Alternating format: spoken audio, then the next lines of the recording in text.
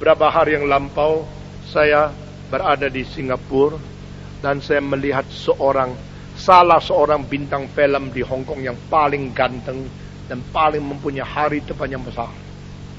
Sebenarnya Lo Wei telah menyediakan beberapa bintang film kelas internasional yang paling besar.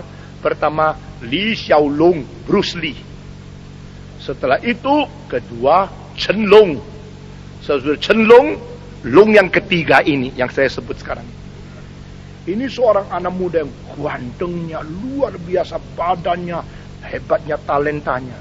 Orang ini disiapkan untuk menjadi naga ketiga di perbintangan filman daripada Hong Kong. Saudara-saudara. Orang ini heran sekali. Dia pada waktu umur 20 lebih, dia mengikuti kebaktian, mendengarkan firman. Jadi menjadi orang Kristen dan dia menerima Tuhan Yesus. Setelah menerima Tuhan Yesus, dia pelajari khususnya hari-hari terakhir daripada Bruce Lee. Saudara-saudara, melihat apa yang dituntut oleh Bruce Lee itu adalah satu kesuksesan yang tidak habis-habis, memerlukan pengorbanan yang besar, dan akhirnya Bruce Lee sebenarnya seolah-olah seorang yang membunuh diri karena mau mencari sesuatu prestasi yang tertinggi. Ini kekosongan. Lalu dia meninggalkan segala sesuatu dan mengatakan saya menerima Yesus Kristus. Tetapi justru setelah dia menerima Yesus Kristus, sesuatu hal yang tidak dilihat oleh dia, yaitu serangan iblis mulai datang kepada dia. Dia ada di apartemen di Hong Kong yang ke-9. Dan setiap kali kalau dia lewat satu kelenteng itu dia mengkutuk dalam nama Yesus Kristus. Karena ini adalah kelenteng yang menyelewengkan iman kepercayaan orang, sehingga menjadi orang takyul dan orang yang berhala, saudara. Dan pada waktu saya memimpin kebangunan rohani yang besar di Hong Kong, di Hong Ham Stadium, setiap kali belasan ribu orang yang datang, dia datang. Dan setiap tahun speak di Hong Kong, dia ikut terus setiap tahun. Sampai saya mengumumkan 2 tahun yang lalu, berhenti speak di Hong Kong. Dia masih ikut yang terakhir kali. 2 tahun yang lalu dia menikah.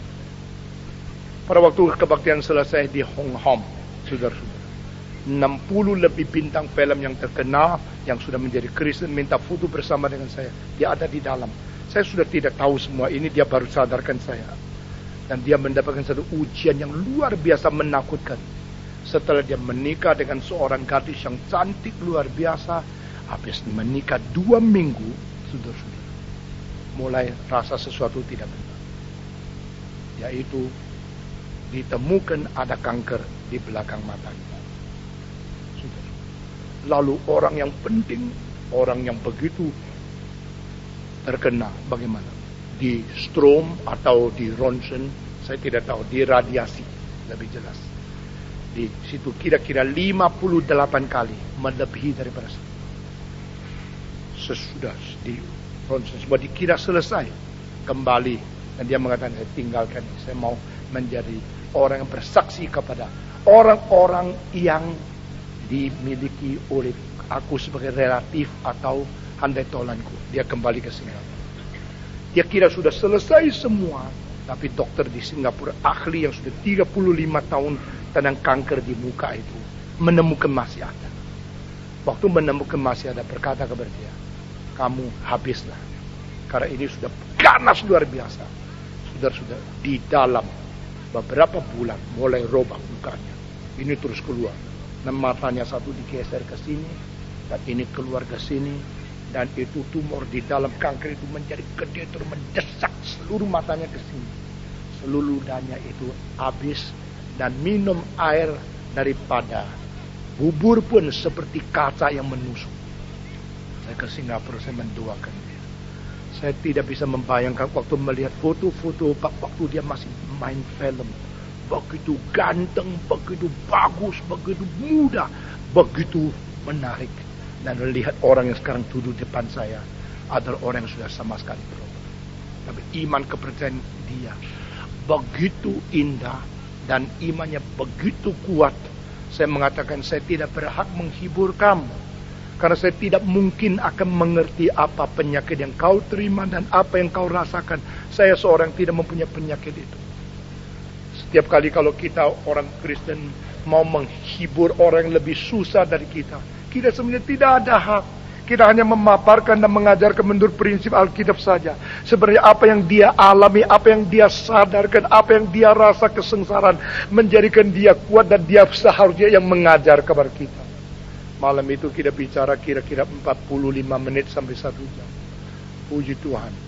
Dan dia minta peluk dengan saya. Saudara-saudara. Banyak hal yang saya tidak mengerti di dalam dunia.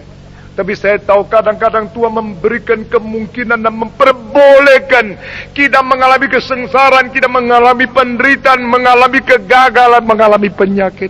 Sehingga menjadikan kita lebih indah dari dalamnya. Lebih indah, lebih kuat rohaninya. Tidak lagi seperti dulu. Hal dunia ini tak ada yang bisa dimegahkan. Saudara-saudara, kekayaan bisa pergi. Kecantikan bisa lewat. Segala sesuatu bisa layu, bisa menjadi